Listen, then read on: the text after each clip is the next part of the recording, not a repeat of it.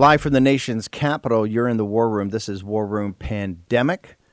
It is Saturday, the 12th of December, the year of our Lord 2020. Now on a podcast, one of the largest in the nation and the world, over 24 million downloads of the podcast. And we're very proud of that because we're ubiquitous everywhere. We're live on the John Fredericks Radio Network nationwide. We're also streamed. We're on satellite with Real America's Voice, Dish Channel 219, also Comcast Channel 113.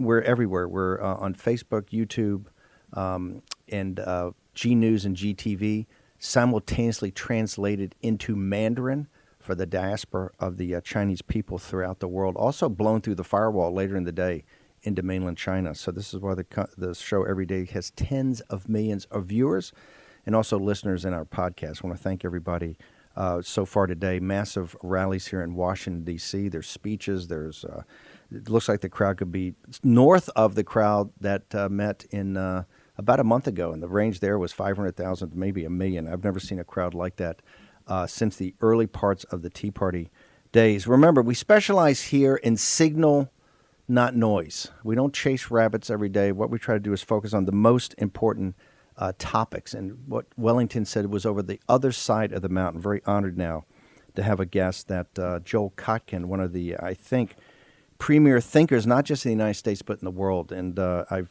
been quite frankly, a fan of his writing and his thinking for many, many decades. I think back in the 1980s, he was the first, when I came out of the service, and I think he left Harvard and was at Goldman Sachs. I think he had a book out in the mid-'80s about Asia and about how the United States had to partner with these Asian economies and really coming out of the Pacific Fleet and spending so many years in China and understanding the importance of Asia. I said that, man, you don't see many people in America that really understand the future is we're a Pacific country. This is a Pacific century.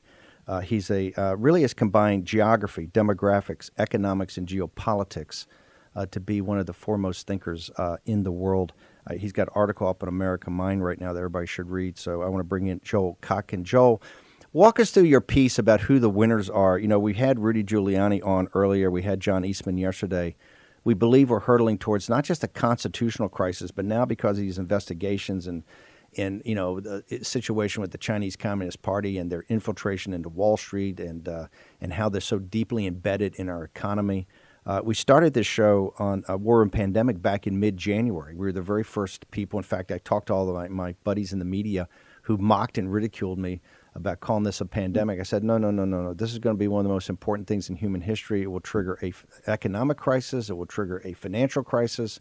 And it will ultimately trigger a geopolitical crisis because it will bring to the forefront the confrontation between the Chinese Communist Party and the forces of liberty throughout the world, led by the United States, but also with India and Japan and Australia and Europe. So you just wrote this amazing piece about who's going to be the winner now, the oligarchs, the CCP, et cetera. I want to give you the stage and have you walk through, because we really want to make sure that the War Room Pandemic Posse, which is a fairly massive audience, gets to start to know you and appreciate you. You're not going to agree with everything Joel Kotkin says, but one thing I will tell you, that if you want to be ahead of the news, if you want to be ahead of where the world is going, he's a writer that you have to read and you have to grapple with. So Joel, talks about this latest piece you just put out. Well, what I was trying to do was understand who was winning, who was losing in this change. And I try to imagine what the Tocqueville or Marx or some serious analyst would have, or Weber would look at this and say, what is actually happening? It's not just, Donald Trump is this and Joe Biden is that. We're really talking about a bigger shift in America, one that I think is moving us away from our traditional republic and towards something that's more feudalistic, which is what the book is about.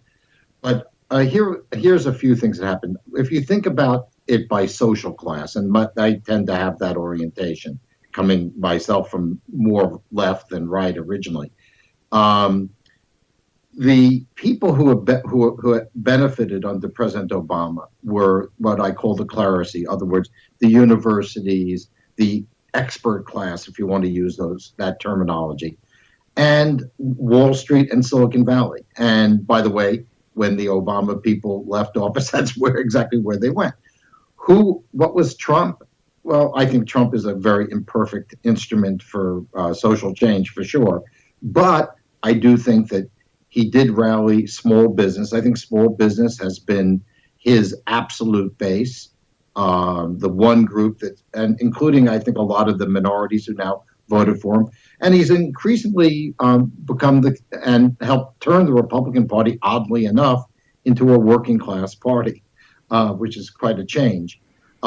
In this new election, and with, I'm assuming President-elect Biden will get into office, I think you're going to see the resurgence of the very same coalition that supported President Obama, which includes a lot of the minority group leaders, even though minorities did better under President Trump than they did under President Obama, but that's beside the point. Some minority leaders, people whom representing their minority group is their business, large corporations, and of course the tech companies. I don't think President Trump ever could lay a hand on them, and I don't think he was necessarily the best one making the case. But I believe, and I think you can be a person on the left and feel the same way, and I think many of them do. Look at people like Glenn Greenwald. This concentration of wealth and power that we now have is the scariest thing in front of us. People say, Trump is a fascist. Well, Trump does make a bad Mussolini in his worst moments, but he actually doesn't do very much. He's not an authoritarian in the way that I think authoritarianism will be imposed and is going to be imposed in the United States. It's going to come from federal agencies. It's going to come from corporations who are going to essentially monitor and try to control the opinions of their employees. I was just doing a story right now for City Journal about the departure of so many of the tech companies out of California.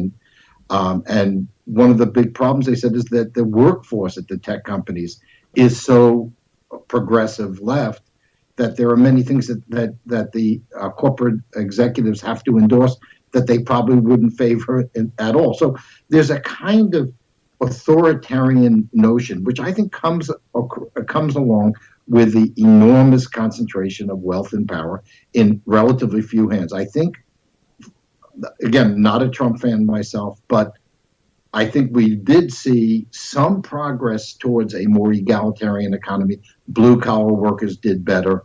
I think that's now going to reverse.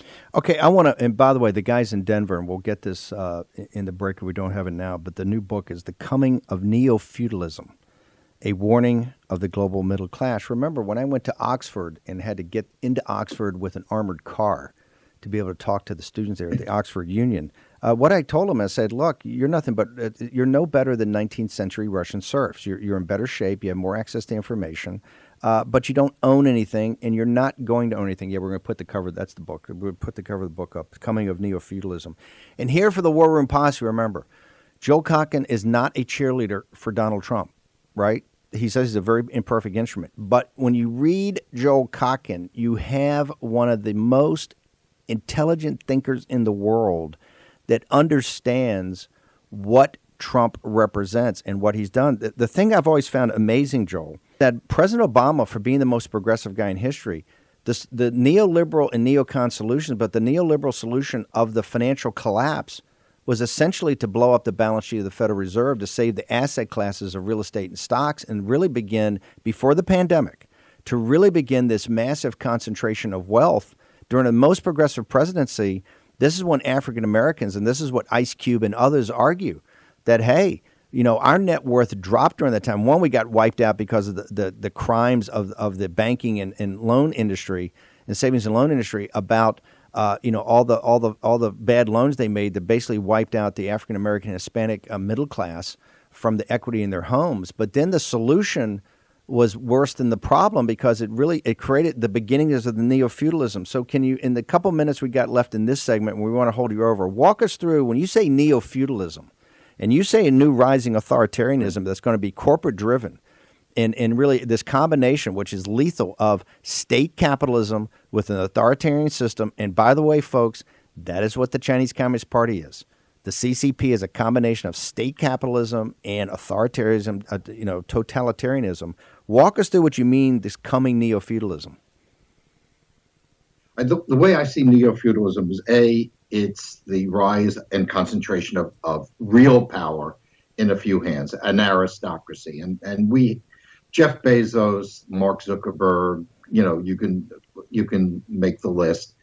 They're the aristocracy in America today. They've essentially conquered the digital space in the way that the first generation of feudal lords conquered the space that had been left behind by the Roman Empire. So that's one group. The other group is what I would call the clerisy. The clerisy are the media, entertainment,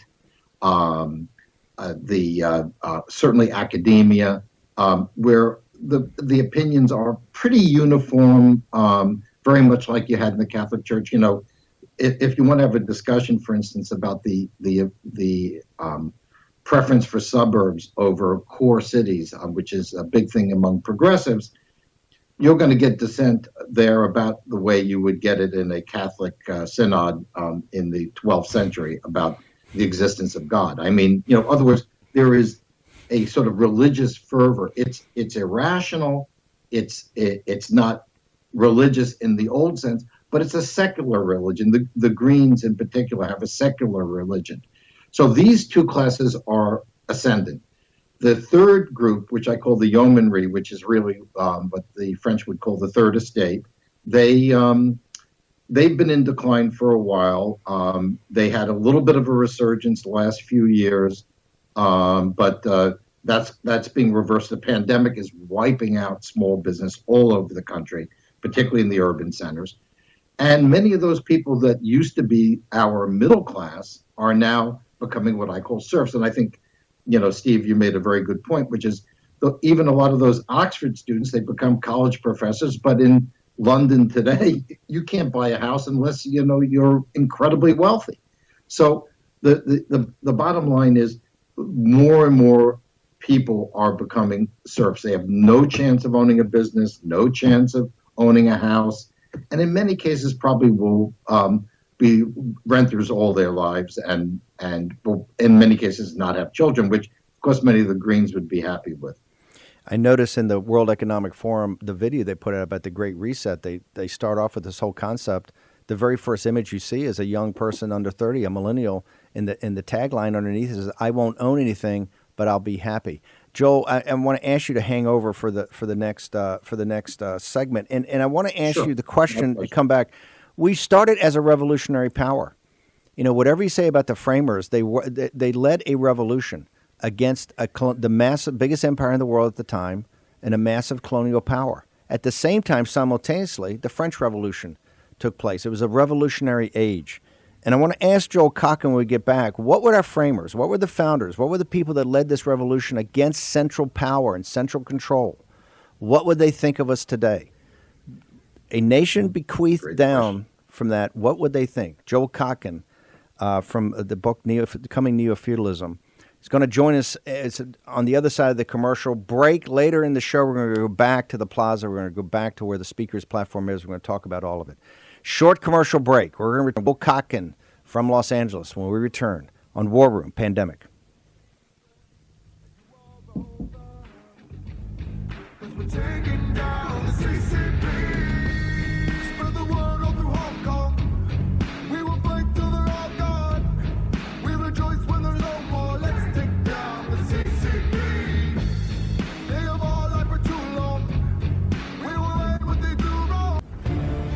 War Room Pandemic with Stephen K. Bannon. The epidemic is a demon, and we cannot let this demon hide. War Room Pandemic. Here's your host, Stephen K. Bannon. If you want to know why you don't own anything, you're not going to own anything. If you want to understand why the middle class in this country, and not just that, throughout the Judeo-Christian West, is being crushed, if you want to understand that this is not a conspiracy, it's actually a system, and you got to deconstruct the system to understand it, then you may not appreciate Joel Kotkin because he's not a Trump supporter. But what he does support is the underlying power of the demographics, the economics, and the geopolitics that drives this movement. I want to bring back now Joel Kotkin Joel, we were started as a revolutionary power. The framers were, yes, they were men of property and they were men of education, some of the smartest lawyers in the world, but they were revolutionaries, and they understood that they put it all on the line, particularly when the crown came back and said, hey, we're tired of your whining, we're tired of your bitching and moaning, that if you don't get with the program, right, you're going to be guilty of treason and you're all going to hang. Okay? They stood up. Shortly thereafter, many of them were in back of, or not in back of, became very close to the revolutionaries in France. So what would the revolutionary powers that drove the United States and drove France say about today on this massive concentration of power? And for my audience, you have to understand it's this concentration of power, it's this combination of state capitalism and authoritarianism that is going to be the struggle that we have. It's the struggle of Donald J. Trump. It's what's trying to force Donald J. Trump from office. And it's going to be the fight that the Trump movement and the believers of Donald Trump and what he stood for and what he will stand for in his second term are fighting for. So, Joel, what would our revolutionary founders think of us today? Well, I think there would be some things I think that they would approve of. Certainly, Franklin, Adams, Hamilton, for sure, which is obviously the abolition of slavery. The fact that this is actually, despite the claims made in the media and academia, is an amazingly open and relatively successful multicultural society. I think our problems are more on class than on race. So I think obviously they would be amazed by our technology. They would probably say, well, you have so much access to information. Why don't you use that more effectively? They might have asked that. Where they would be very disappointed would be in the tremendous cynicism of the ruling class, the fact that we now have these classes that are now entrenched and increasingly by generation. I think they would be very shocked by the fact that that so large a part of the U.S. establishment is actually quite close to China, is very favorable to authoritarian regimes. Like you, Steve, I spent a lot of time in East Asia, both China and Japan, and Singapore. And I have to say that China, which I think you could have 20 years ago been optimistic that it was going to evolve into something closer to what we have. And what's happened in the last 20 years is we've become more like them, and we're going to continue to go more like them until we begin to realize that our tech corporations and our elite establishments are our version of the Chinese mandarins, and that's essentially what we're facing. And I think they would be very shocked by that. The sort of the lack of belief, if you will, in the United States and what the United States is about the lack of belief in the basic principles. I think they would find that really shocking. Though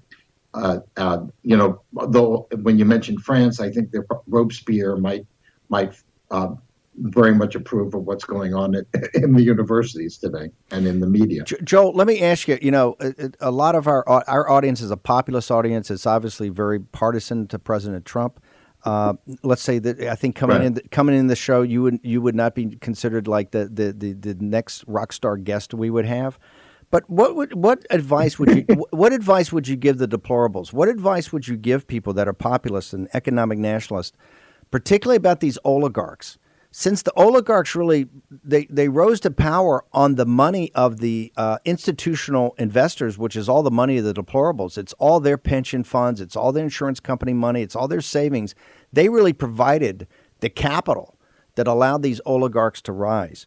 What would you recommend to our audience they actually do to try to reverse this? If they love their country and they want to go back to what that republic was, as it hurtles towards, and we're now obviously in a constitutional crisis, and we'll probably be in a deeper crisis than that come the spring of this year. What would you recommend just to working class men and women, middle class men and women, entrepreneurs, people that work with their hands, truck drivers, farmers, the audience of War Room? What would you recommend? What actions can they take, and what would you recommend they actually do?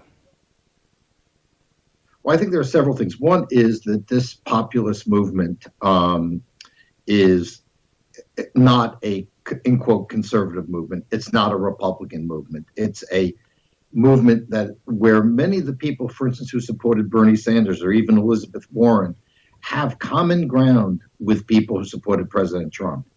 And so I would try to reach out to try to find issues of commonality. The media wants you to hate each other, but you actually have a lot of things in common.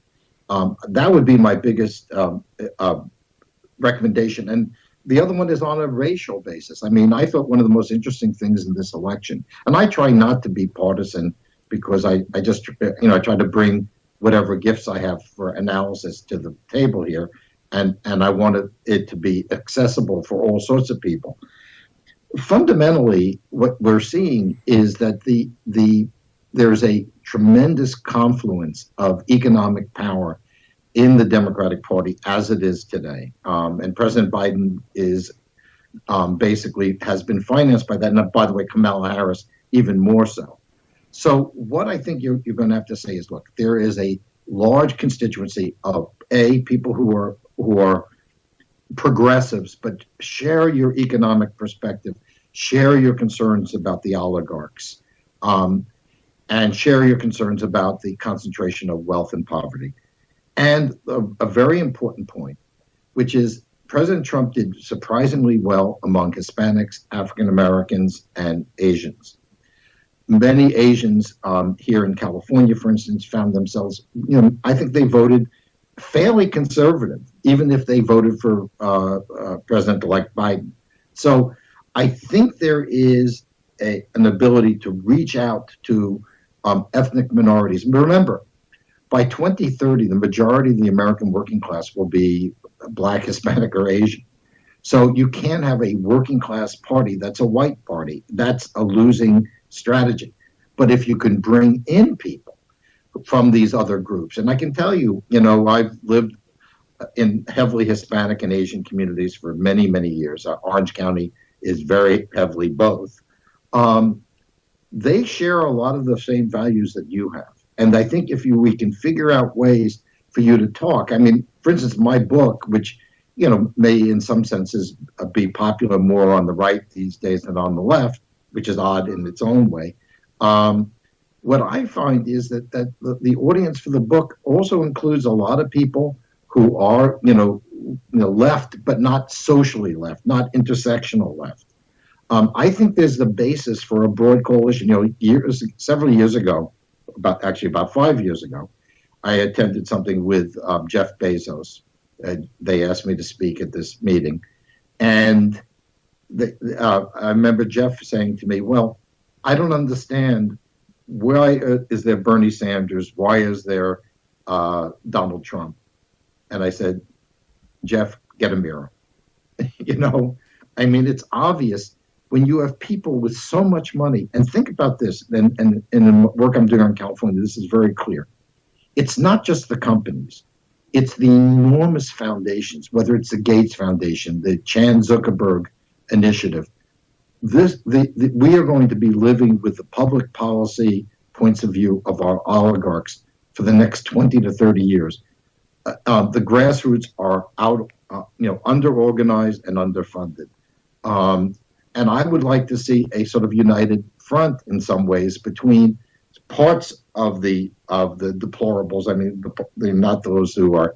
I wouldn't include white nationalists as being remotely acceptable, but certainly part of the Trump base, part of the Sanders base, part of the Warren base, at least on certain issues. We don't have to agree on everything, but we can agree on, for instance, ways of regulating, breaking up, restraining the tech oligarchs. I think there's a vast majority for that.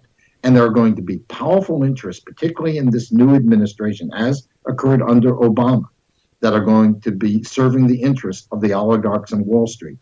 That has to be made very clear. And I think there's a broad coalition there. Joel, how do people get access to your writings? How do they get? I know the book's out. The book's obviously available on Amazon. The Coming Neo-Feudalism, The Destruction of the Middle Class. People get access to your book. How do they get access to your writing? How do they get access to social media? Well, I have a website, joelkotkin.com. I have a Twitter account. I we have a Facebook page. But the best way is to probably go to my website. That probably because everything that I write is on that site.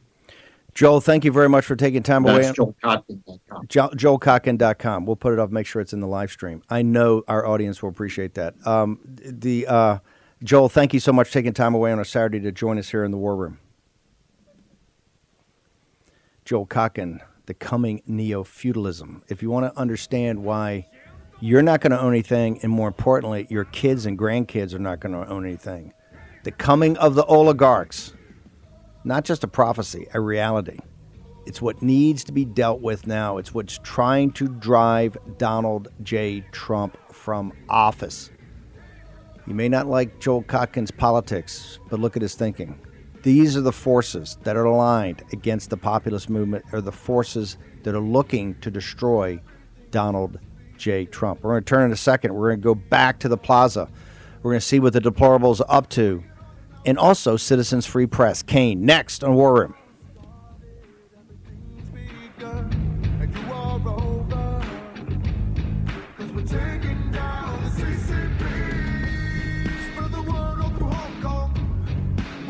War Room Pandemic with Stephen K. Bannon.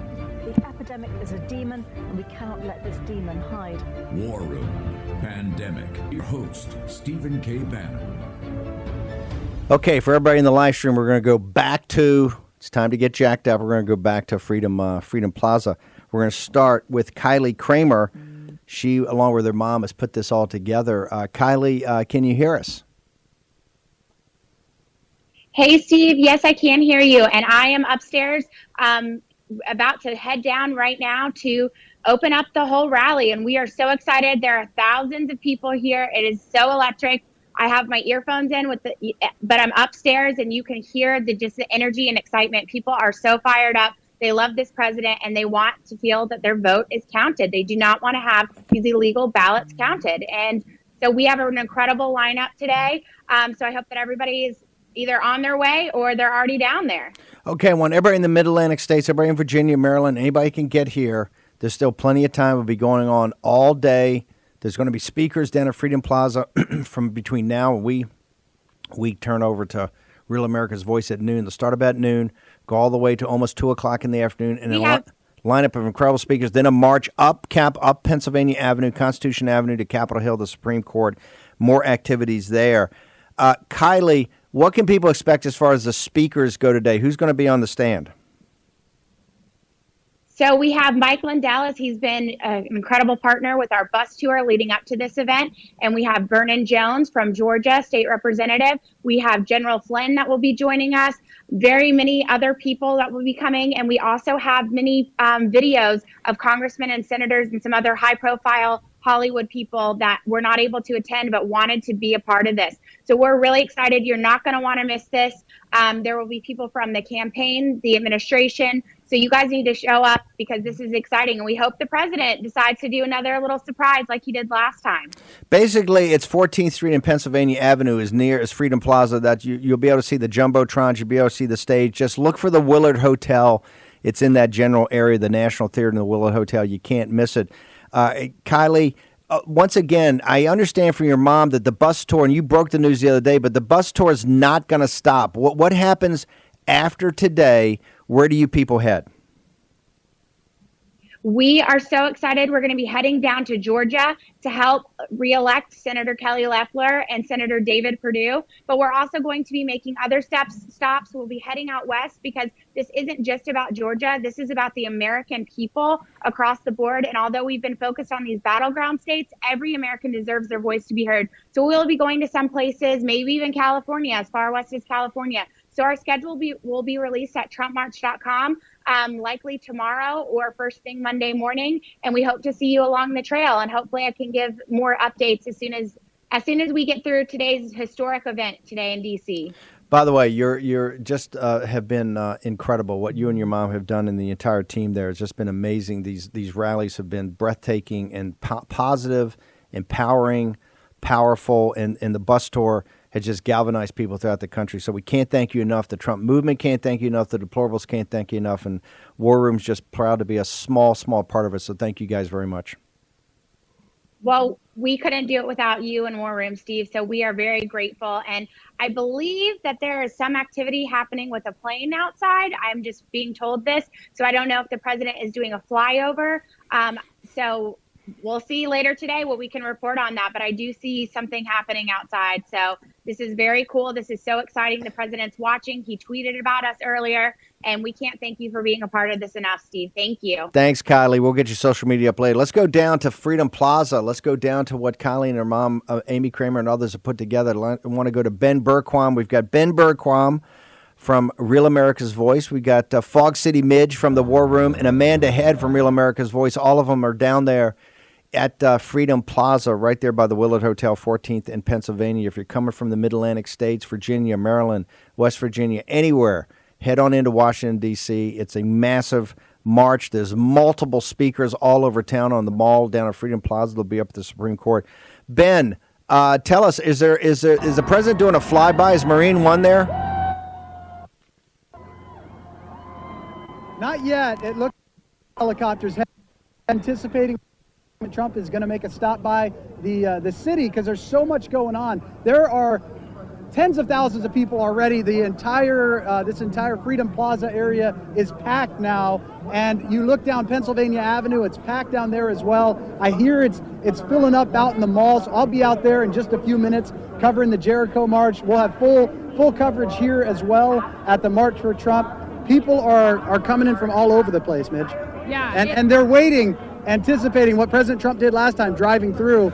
We hear he's going to be making a stop somehow, whether it's in the air or on the ground. We're not sure yet. Yeah, we're not sure, but I mean, regardless, it's an incredible day out here. A lot of people who I've spoken to came to the first one, and as soon as they heard that this one was happening, they had to make sure to come out and to attend this one as well. And I've met people all the way from the West Coast who came out for this today.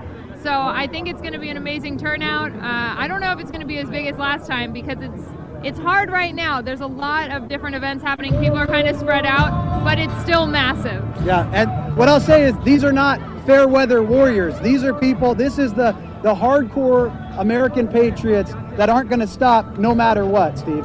Midge, I want to go back to you then to Ben, but you made a bunch of videos and interviewed people in the streets as Ben did too, but you cut it into videos. Do you see that same breadth of people? What amazed me about what your video showed was the diversity of ethnicity, of race, religion, social class, all of it. Do you see that same diversity today in the crowd? Yes, it's the same diversity. It is the same enthusiasm, love of country. It's really that it's so beautiful and so unifying because you see that the people who came here, they're not divided by their differences. They're united by their love of country. And I think the one thing I have noticed is, if anything, it is more intense. It is more passionate. The people who came out here today, because I think they realize that this fight is so much crazier than we even thought. Because a few weeks ago when the other protests happened, that's when we sort of knew a bit about the fraud. Now we've seen the videos. People are coming on board. People maybe that weren't fully aware of the extent of what had happened after November 3rd. Now there's so much more passion behind standing up against the fraud and to fight back and to stop the steal. Ben, that's the point. Ben, I want to ask you. You've been out throughout the country. You've been in Maricopa County. You've been all over, following this in detail. And you've been there in some of the dark days when a lot of the establishment was leaving. A lot of the people, even in the Trump campaign and around Trump, are saying just throw in the towel. Do you believe because Rudy Giuliani's gone around from Gettysburg to Arizona to Georgia and Michigan and had these hearings, that now that the court cases are starting to get a little bit of traction, maybe not the Supreme Court, but Wisconsin for 6 and 8 hours yesterday. Wisconsin at noon is going to be at the Supreme Court. Do you believe that the intensity is picking up of people that now understand that not only do we have to fight for the country, but that we have a very good chance of actually closing on a victory for Donald Trump? Yeah, I think for me it was Pennsylvania, as you mentioned, when we had that first hearing, and then we went to Georgia and then Michigan, and then yesterday Wisconsin. You cannot watch that. You cannot see the evidence that's out there and not realize the level of fraud, the level of corruption. That's why people are so sick when they hear the fake news mainstream media basically say there's nothing to see here. It's so obvious that the people out here, they're the most mad at weak Republicans and the lying Democrats. And so that that's what this is about. The people here are saying they're not going to stop fighting. That's why they voted for President Trump in the first place. That's why they love President Trump so much, is he was the first president that came along and such a fighter. And they demand that other Republicans stand up and fight back, or they're not going to be reelected. They're going to primary these Republicans like Kemp in Georgia. I'm hearing that all of these places where they gave them their support up front, and they feel like they've been stabbed in the back. They're looking for fighters that care about this country because they know that it's now or never. This nation is on the verge. We are on the tipping point. We're at a paradigm shift. We're either heading towards despotism or we're going to restore freedom. And that's really what this fight is about. Maggie, you're one of the top influencers in the Trump movement. And I know the influencers have had such an amazing run and had huge really power in driving this. The tech oligarchs, we just had Joel Kotkin on and said, hey, what they're trying to do is shut all this down.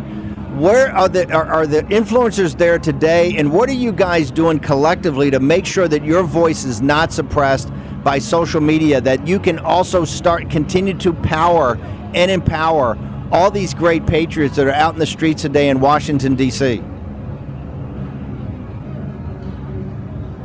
And I'm going to relay that. We're having a little bit of audio issues. Okay. So, Maggie, the question Steve's asking is in regards to influencers, what are you seeing out here as far as the influencers go, and what is your message to the people that are out there, to the influencers that are either involved or the people that want to get involved? What is your as a social media influencer yourself? Well, I have to say a lot of the influencers who were here at the first march are back. I've been following them on social media, seeing that they're here in DC. So there's still massive support behind this movement among the people on social media. And I think you kind of are seeing the division, right, of people that maybe were not 100% on the Trump train, or who were just there for convenience, or, to try to build up their following, versus the true patriots who are standing up, who are holding the line. So, I mean, to me, I think the enthusiasm's still there online, and this is where there are people, it's funny, that didn't really believe in the extent of the censorship, who now have come on board, who have come around and said, hey, I always thought you were a little crazy, Maggie, with some of the stuff you would say about the censorship, but I see it now. Since the fraud has been exposed online and these videos have been circulated on social media, people are now realizing that the fight is so much bigger than they even thought. So I think if anything, all these things that are happening, the censorship against the show, with happening with YouTube and with War Room on Twitter, as well as what's been happening to me, it's actually helping to wake more people up to what's really going on. Ben, can you walk us through? We got about a minute and a half. Can you walk us through what the Real America's Voice programming? I know we're going live to you guys at the top of the hour. Where are you going to be today, and what can people expect in our audience to see on Real America's Voice?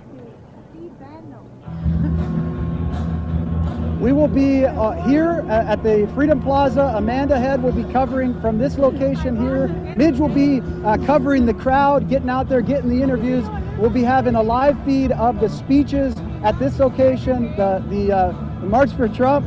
And then I will be out going back and forth between the Jericho March and this location. We'll be live streaming the Jericho March as well, going from speaker to speaker, back and forth, and then covering the whole city, so you get a bigger picture of just how large this event really is, or these events really are. I really want to make sure people we got some diehard fans out here. We just want to say she wants to down say with the CCP. And hi, Steve Bannon. Hi. Hang on one second. Yeah, go ahead, Steve. No. Hi, War Room crew. All of you are heroes. I watch it every day. I cannot live without it. Every day I watch Pandemic, and I encourage all my Chinese Americans to watch it. You guys are real patriots. You love this country. You also love Chinese people. We know, we are very touched. You care about ordinary Chinese Lao Baixi. What's your name? Stephanie. Thank you, Stephanie. Stephanie, you got Steve, you got a lot of love out here. Guys, people all over keep coming up. Thank you. The Jericho March. You got Ben Bergquam, the best reporter in the field today, Fog City Midge, Amanda Head, all of them. We're going to take a short commercial break. When we return, we got Citizens Free Press. We got Kane.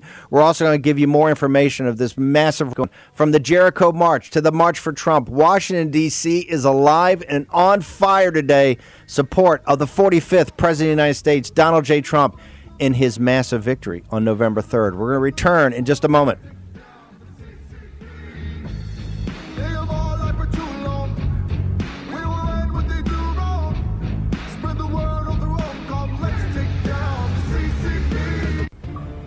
War Room Pandemic with Stephen K. Bannon.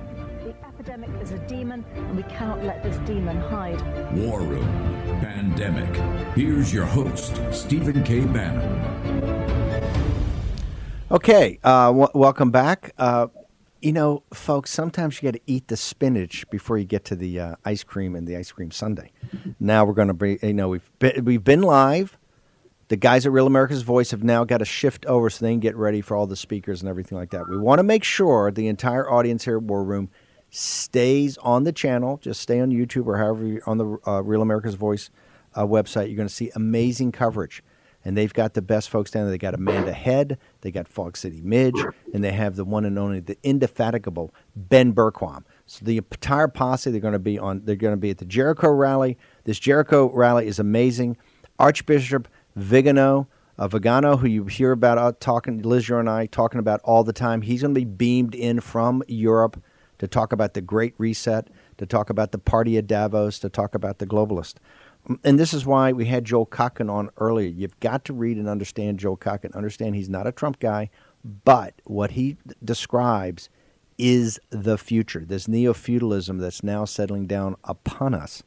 The people at the vanguard that are going to destroy that are the deplorables. That's what this entire movement's about. You're the most important audience in the world. I want to thank Stephanie, just some random Chinese American that just popped into the shot in the last episode. The power of that is she understands Lao Beijing and the deplorables. And yes, we have tremendous respect for the Chinese people. They're great people. When you get to know them, they're just incredible. When you see when they breathe the crisp air of freedom in the West, they flourish and they thrive. And that is why it's their enslavement that is the basics, the core of the business model of the Party of Davos. The reason that workers throughout the world are serfs is because of the slave labor of China. And remember what Joel Kotkin said, it's now a combination of Wall Street oligarchs and tech oligarchs that are now hurtling towards, and I don't think it's communism. I think it's something quite different. I think it's state capitalism combined with totalitarian and authoritarian power. And that is leading to a new fascism. And that's what we are. We're a revolutionary power to defeat that, to make sure that it does not take root, deep root, sorry taking root, but take deep root here in the United States of America, which has always been at the forefront and the vanguard of freedom for people throughout the world. There are many, many, many things happening now. You see the implosion of Fox and the emergence of all these different opportunities and sites, everything from Jack Posobiec and the guys at One American News to the great team over at Newsmax with Sean Spicer and Greg Kelly and the team, Chris Ruddy at Newsmax. You've got Real America's Voice that every day is getting more powerful and stronger. It's just becoming incredible. You've also, with the implosion of Drudge, you're starting to see all these sites pop up, whether it's National Pulse, Revolver News. You've got Populist Press. We're doing a little starter thing called Bannon's War Room. But one of the granddaddy of them all, and one of the ones I just love going to, because I love going to the Stack, and that is Citizens Free Press. And I got to tell you, the founder and the owner and the entrepreneur back of it, it's a guy even crazier than I am. Every 24 hours a day, I can reach out and hit a guy in a text, and people say, Bannon, you're available all the time. No.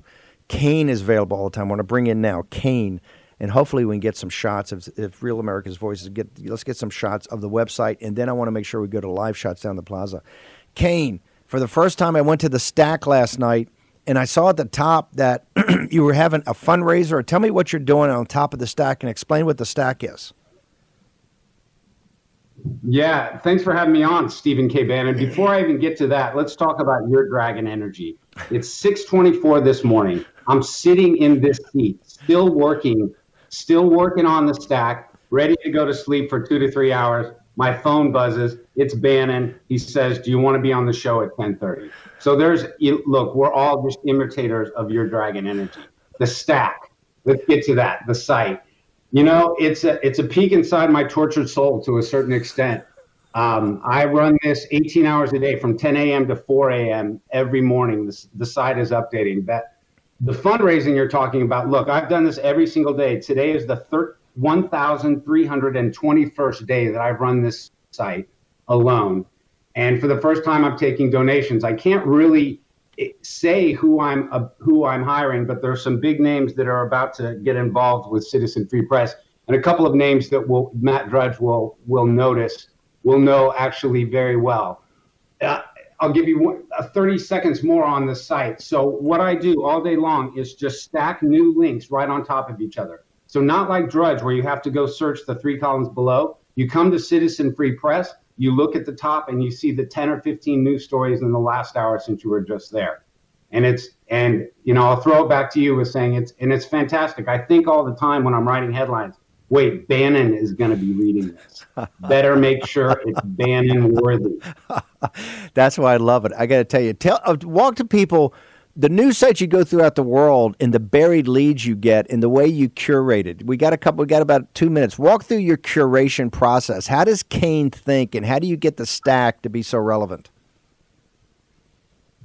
Well, look, I try to avoid too much. I try to avoid too many words at the top, and I don't like most headlines. I think that just about everything that's written by most media sources is so I read every single story that I put up on the site, and my radar just goes up for any fact that I haven't seen before or haven't heard before. So if I find that, I highlight it. One of the things I'll do is even point people to a paragraph, and those links work amazingly well. When I say, bring up a headline and say paragraph 4. Those are some of the most popular links on the site. So look, I'm seeing 200 to 300 stories a day. I'm giving them a couple of minutes each, and I make instantaneous decisions about what should go up. Kane, walk through one more time. On the stack at the top now, you're having a donation. A lot of guys are in the engine room or the war room are blowing me up. Do you if you don't take Bitcoin now, when are you going to take Bitcoin? I will take Bitcoin. In fact, within 30 minutes of my putting up the donation page yesterday, I had several people ask about a Bitcoin a Bitcoin alternative. So something like that will go up later today or tomorrow morning. I'll be pushing this drive basically to the end of December, hopefully raise enough money. Look, give people a quick idea. I did 88 million page views last month, and there is no advertising on Citizen Free Press. There never has been. So we're giving up a substantial amount of revenue every month. So we're trying to make it up with donations. 88 million page views. Kane, we got to bounce. It's Citizens Free Press. You got to put it on your homepage. You got to go there every day. Kane is a rock star, the new Drudge. You've got a lot of emerging sites. Citizens Free Press is one of the best. Go to all of them. Populous Press, Revolver, all of them. Support them. Support them with your traffic. And now Kane, as he builds it out, support him with hitting him with a few bucks. Kane, you're an American patriot. Stay tuned. Stay right where this dial is for Real America's Voice live coverage of the Jericho March and the Trump March, Trump rally, all of it next on Real America's Voice.